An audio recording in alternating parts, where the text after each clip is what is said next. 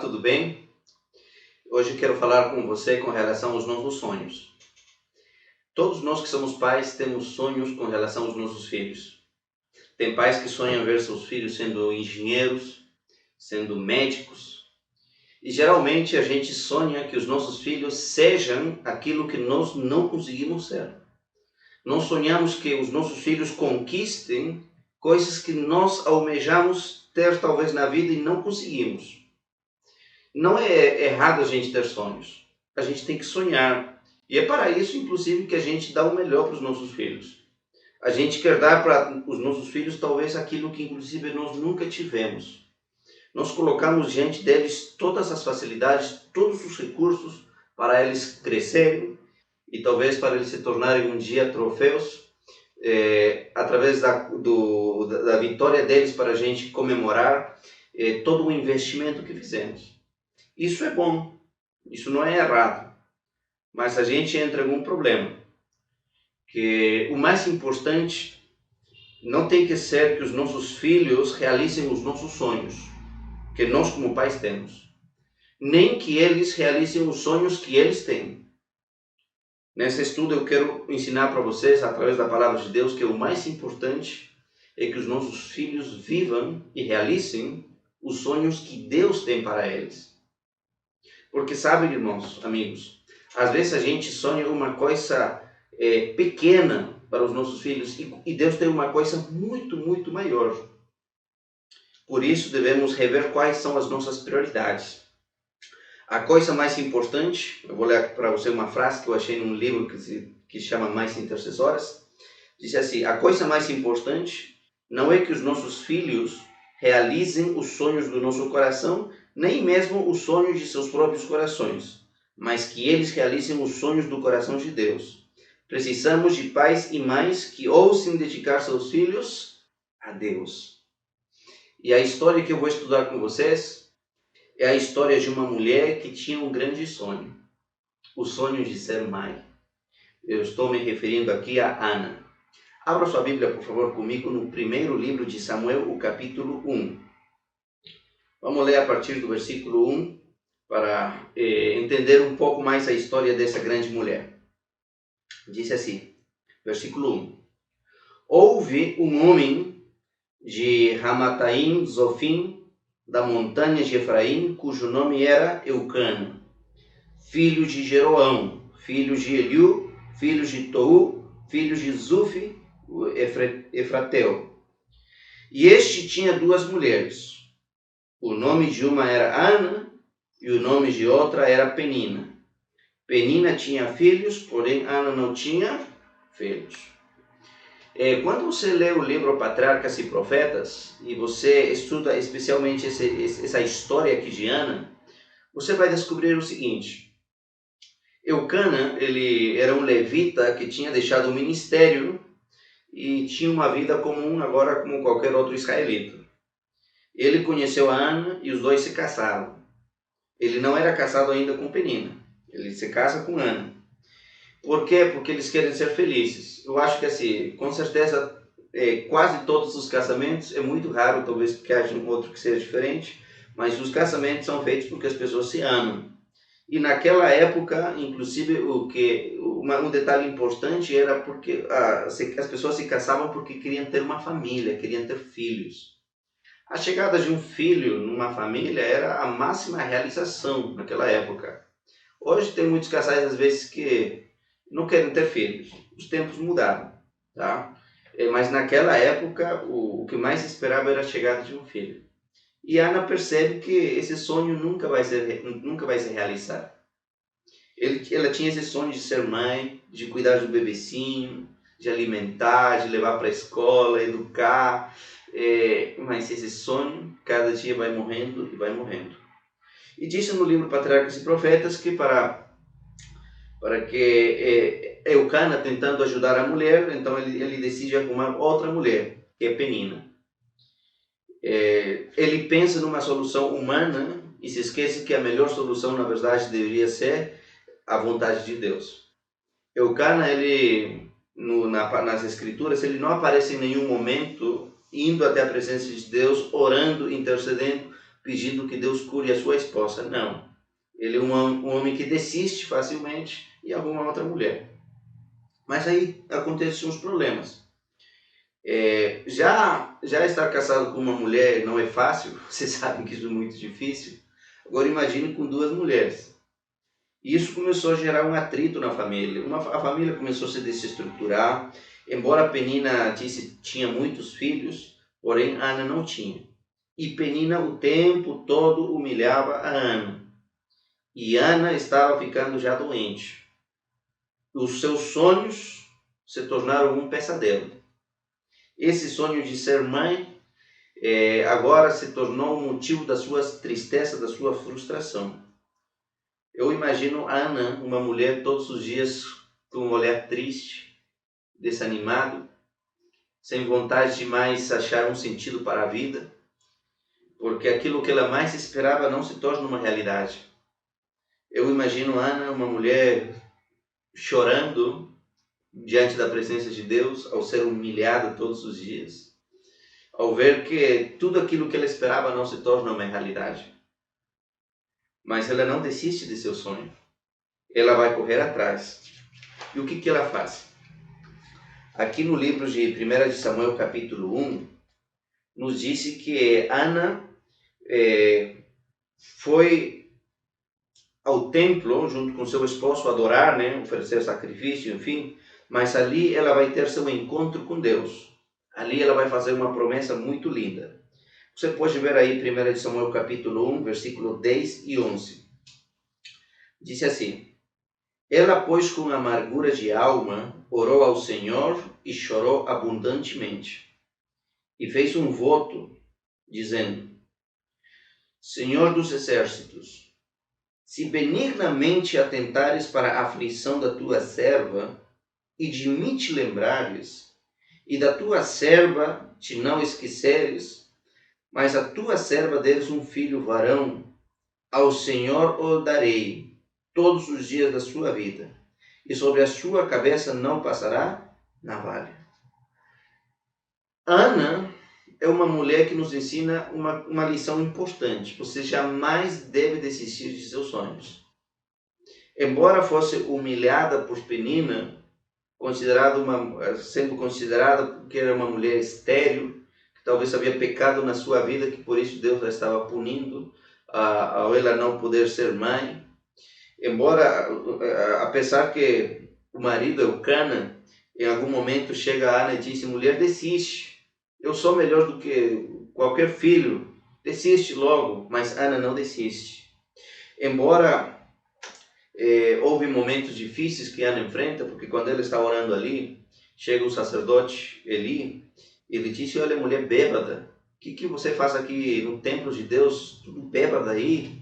Ela é chamada de bêbada, de alcoólatra, por alguém que estava ministrando no templo. Mas Ana não se deixa influenciar por nada disso. Ela não quer desistir de seu sonho. E ela faz um voto a Deus e diz: Senhor, se o Senhor se lembrar de mim, me dê um filho, eu vou te dedicar a esse filho. Esse filho não vai ser para mim, não. Esse filho vai ser para você. E é isso que nós precisamos lembrar, irmãos. Os filhos não são para nós. Os filhos são para Deus. Nós precisamos dedicar os nossos filhos consagrados para Deus. Eles não devem ficar conosco. E é isso que Ana faz essa promessa. E sabe, foi nesse momento que Deus curou a Ana, tanto física como emocionalmente. Até ali, talvez Ana estava entrando numa profunda depressão por causa da angústia do seu problema. Mas Deus cura essa mulher e ela engravida. E ela vai dar à luz o menino e ela vai colocar o nome de Samuel. Samuel, queridos irmãos, é fruto de oração. Samuel é um milagre acontecendo na vida dessa mulher. Samuel é o resultado da perseverança, da insistência. Samuel é o maior sonho que Ana teve na sua vida. E esse sonho se torna realidade graças à intervenção de Deus. Agora, qual é outra grande lição que nós encontramos aqui? Ela tinha feito um voto, uma promessa. E nessa promessa, ela disse assim: eu vou te dedicar um filho. Se o Senhor me abençoar com um filho, eu vou te dedicar. E em 1 de Samuel, capítulo 1, versículo 24, ali está o momento do cumprimento dessa promessa. Diz assim: e havendo-o desmamado, ou seja, depois que Ana cuidou, foi feliz, e depois dela ter desmamado aí a Samuel, disse, o levou consigo e com 3 bezerros, e um éfas de farinha, e um odre de vinho, e o trouxe à casa do Senhor, em Siló. E era o menino ainda muito criança. Ou seja, Ana cumpre o seu voto, cumpre a sua promessa. Deus fez um milagre, agora ela dedica esse milagre para Deus. Sendo pequenininho ainda Samuel, é levado pela sua mãe e é consagrado para se dedicar ao serviço de Deus no templo. E vocês sabem que lá Samuel vai se tornar o grande profeta Samuel e vai ministrar inclusive no templo. Agora, ela cumpre o voto que ela fez para Deus. Querida mãe, querido pai, consagre seus filhos para Deus. Mais importante do que seus sonhos são os sonhos que Deus tem para seu filho. Sabe? Às vezes nós sonhamos em pequeno. O sonho de Ana era apenas ter um filho. Apenas ver uma criança sair do seu ventre e ela cuidar os primeiros dias da sua vida. Esse era o sonho dela. Mas o sonho de Deus era muito maior. Deus não queria apenas que Ana tivesse um menino. Deus queria que o filho de Ana se tornasse o mais grande profeta da sua época. Samuel foi o instrumento que Deus usou, irmãos, para fazer grandes reformas no seu povo. Samuel foi o instrumento poderoso para Deus restaurar o povo de Israel. O grande profeta Samuel. Ana jamais imaginava o que seu filho se tornaria. Mas Deus tinha esse grande sonho. Muitas vezes a gente sonha uma coisa para os nossos filhos, mas o nosso sonho é mesquinho, é pequeno. E os sonhos de Deus são muito maiores. Deus tem sonhos maiores para teu filho, para tua filha. Mais do que você imagina. Eu quero ler para vocês uma citação aqui do livro Patriarcas e Profetas, da página aqui 572, que me chama a atenção e me faz pensar muito sobre a dedicação desta mulher. Depois de separada de seu filho, a solicitude da fiel mãe não cessou. Cada dia Samuel era objeto de suas orações. Cada ano ela lhe fazia com suas próprias mãos uma túnica para o serviço do templo. E subindo com o esposo para adorar a Deus em Siló, dava ao menino essa lembrança de seu amor, essa túnica. Cada fibra da pequena veste era tecida com uma oração, para que ele fosse puro, nobre e verdadeiro. Ana não orou apenas antes do milagre, especialmente orou depois do milagre. Depois que ela consagrou seu filho para Deus, o dedicou, todos os dias Samuel era objeto das suas orações. Ela jamais desistiu. Querida mãe, querido pai, o seu filho tem que ser a parte principal da sua vida, a sua prioridade, parte principal das suas orações. Eu já fiz muitas apresentações de crianças na igreja.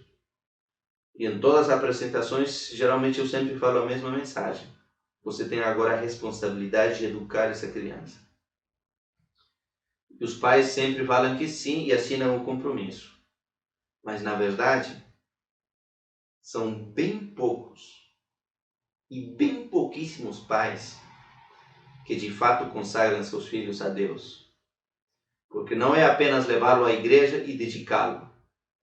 Essa dedicação deve acontecer todos os dias. E é isso que Ana fazia. Todos os dias intercedendo pelo seu filho. Cada ano, disse, ela preparava uma túnica especial. Ela não via seu filho cada vez. Ela via seu filho uma vez durante o ano. E ela preparava todos os dias uma túnica muito linda, muito especial, feita com muito amor. E disse que cada fibra dessa pequena veste era tecida com uma oração. Eu imagino Samuel recebendo uma veste da sua mãe, uma veste bonita. Ele jamais imaginava, jamais pensaria que ali estavam horas e horas e horas e horas, semanas de intercessão, lágrimas diante de Deus, de gratidão. E o que Ana pedia? Já Ana pedia que Samuel fosse puro, nobre e verdadeiro. Querida mãe, muitas coisas que nós fazemos, nós como pais, os nossos filhos jamais saberão. Mas nós não fazemos para que eles saibam. Nós fazemos porque nós precisamos disso. Nós queremos que os nossos filhos sejam felizes. Então não desista de orar pelos seus filhos. Mais importante do que comprar a roupa é a oração que você faz por eles. Mais importante do que você querer pendurar os títulos na parede da sua casa. Mais importante de você querer ter troféus de seu filho para você se tornar uma pessoa orgulhosa. O mais importante do que tudo isso é você consagrar seu filho à presença de Deus. Diz que Ana não pedia para o filho grandezas mundanas. Não rogava fervorosamente que ele pudesse alcançar aquela grandeza a que o céu dá valor. Ela, disse aqui, vou repetir essa última parte aqui. Ela não pedia para o filho grandezas mundanas, mas ela rogava fervorosamente que Samuel pudesse alcançar aquela grandeza a que o céu dá valor. Que ele honrasse a Deus e abençoasse a Deus e a seus semelhantes. E Samuel se tornou, por isso, uma grande bênção. Eu lhe pergunto agora para você, o que você está esperando de seus filhos? Quais são os sonhos que você tem para eles? São apenas sonhos seus ou são os sonhos de Deus para eles? Os nossos filhos, queridos amigos, têm que ser mais filhos de Deus do que os nossos. Eles devem viver para realizar os projetos de Deus e não os nossos. Eles devem realizar os sonhos de Deus na sua vida. Eles devem ser coroas de glória nas mãos do Senhor e não troféus da nossa vaidade. Eles devem ser instrumentos usados por Deus para a expansão de seu reino e não apenas pessoas mal-sucedidas nessa vida. Eles devem levantar as antigas ruínas dessa civilização que tem se afastado de Deus e cada dia está se destruindo mais e mais. E eles não devem ser parte dessa destruição. Eles têm que ser uma bênção. Mas para isso você tem que consagrar e pedir que se realize os sonhos de Deus na vida deles antes do que os seus. Algum tempo atrás falei com uma mulher. Ela tinha 3 filhos. E o que ela mais queria era que seus filhos chegassem a ser grandes profissionais. Eu lembro que ela era da igreja. Poucas vezes eles iam na igreja, na verdade. Durante a semana ela trabalhava o dia todo junto com o marido para que pudessem dar o melhor para os seus filhos, a vestimenta. Levaram os filhos para uma escola particular. Não quiseram levar a uma escola adventista, quiseram levar a outra escola aparentemente de renome, porque eles diziam assim para mim: os meus filhos têm que ser os melhores profissionais. Eles têm que ser aquilo que nós nunca chegamos a ter. Eles falavam: olha, nós nunca tivemos educação, apenas sabemos ler. Os nossos filhos, eles têm que ser grandes profissionais. É por isso que a gente luta, é por isso que a gente trabalha, é por isso que a gente briga com eles, a gente fica no pé. Porque eles têm que estudar, eles têm que ser isso, aquilo. Minha filha tem que ser médica. E o tempo todo. Mas eu vi ali uma grande falha. E, inclusive, em algumas oportunidades falei para eles. O tanto trabalho fazia que eles não tinham tempo para os filhos. E os filhos não tinham tempo que passassem com seus pais. Eram órfãos vivos, órfãos de pais vivos. Mas os pais estavam decididos a que os filhos realizassem os sonhos deles. Eles ficavam tão cansados durante a semana por tanto trabalho que quando chegava o sábado, não tinham tempo para ir para a igreja. Decidiam ficar em casa descansando. Mas na mente deles, todo o sacrifício valia a pena para ver seus sonhos tornando-se uma realidade. Às vezes que iam na igreja, chegavam bem atrasados, não havia culto na família, mas o que estava imperando era: não, os nossos filhos têm que ser profissionais. Alguns dias atrás falei com aquela mãe e, na sua angústia, ela disse: eu errei